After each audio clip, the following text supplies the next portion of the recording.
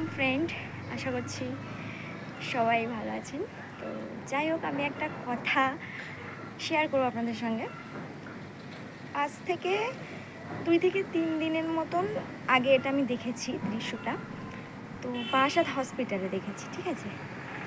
কথাটা মেন সাবজেক্টটা হচ্ছে কি পুরুষের দায়িত্ব। মানে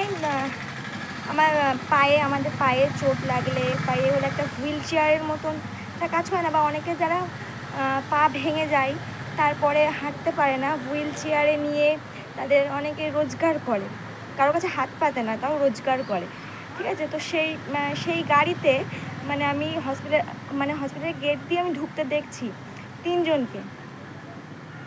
একজন পুরুষ ছিল, তার ওয়াইফ ছিল, স্বামী, তার বউ, আর ছিল তার একটা বাচ্চা ছিল, ছেলে বা মেয়ে, যাই হোক একটা হবে, সম্ভবত মেয়ে ছিল। তো যাই হোক, আমি দেখলাম রীতিমতো পায়ে তার চোট পাওয়া, প্লাস্টার করা আছে, এখনও প্লাস্টার খোলেনি।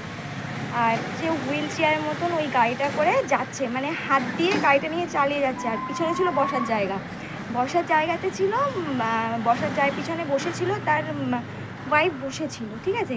আর তার কোলে ছিল, সে বাবার কোলে ছিল, তার বাচ্চাটা কোলে ছিল। আমি তো ভাবছি, পায়ে হাঁটতে পারছে না, কিন্তু তার দায়িত্ব, হাত দিয়ে সেই গাড়িটা করে নিয়ে যাচ্ছিলো, হসপিটালের মধ্যে ঢুকছিল।